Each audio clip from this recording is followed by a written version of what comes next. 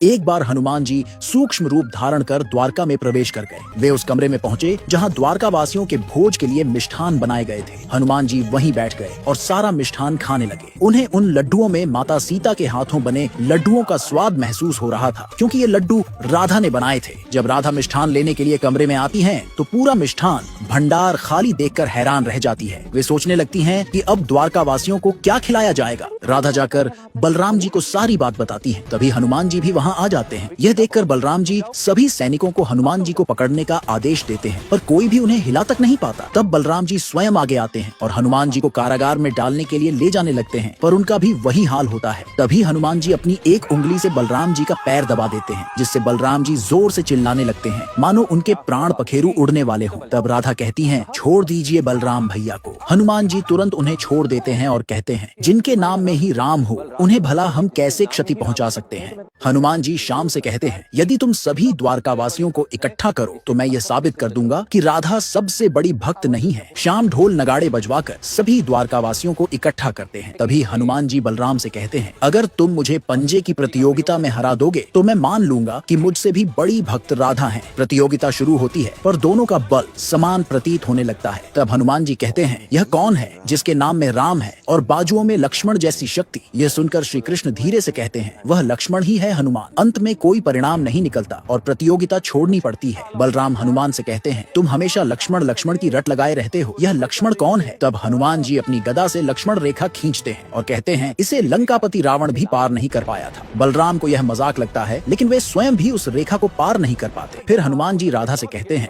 मैं पूरे द्वारका वासियों से जय श्री राम बुलवाऊंगा। राधा कहती है, और मैं द्वारका वासियों से जय श्री कृष्ण बुलवाऊंगी। अब किसकी विजय होगी यह जानेंगे अगले भाग में। राधा ने सभी के लिए खीर बनाई। तभी दुर्योधन की पुत्री लक्ष्मणा किसी बहाने से राधा रानी सहित सभी को बाहर भेज देती है और उस खीर में कालकूट विष मिला देती है, जिसका इलाज लगभग असंभव था। खीर को कटोरों में सजाकर अंदर ले जाया जाता है, लेकिन जैसे ही वर कन्या को खीर खिलाने लगते हैं, धनमंत्री जी उन्हें रोक देते हैं और कहते हैं कि यह खीर अच्छी नहीं है। वे अपनी बनवाई हुई खीर मंगवाते हैं और वही सभी को परोसते हैं। इस बात से दुखी होकर राधा रानी रसोई घर चली जाती है और अपनी बनाई हुई खीर को छकने लगती है। तभी धनमंत्री को यह बात पता चलती है और वे दौड़कर राधा रानी के पास पहुंचते हैं। वास्तव में धनमंत्री श्री कृष्ण ही होते हैं। जब तक श्री कृष्ण वहां पहुंचते हैं, तब तक राधा रानी विष के प्रभाव से बेहोश होकर नीचे गिर जाती है। श्री कृष्ण उन्हें गोद में उठाकर पलंग पर लिटाते हैं, लेकिन तब तक विष के प्रभाव से राधा रानी का पूरा शरीर नीला पड़ जाता है। यह देखकर श्री कृष्ण फूट फूट कर रोने लगते हैं। तभी महादेव प्रकट होते हैं और राधा रानी के शरीर से सारा विष स्वयं पी लेते हैं। श्री कृष्ण के सच्चे भक्त कमेंट में जय श्री कृष्ण अवश्य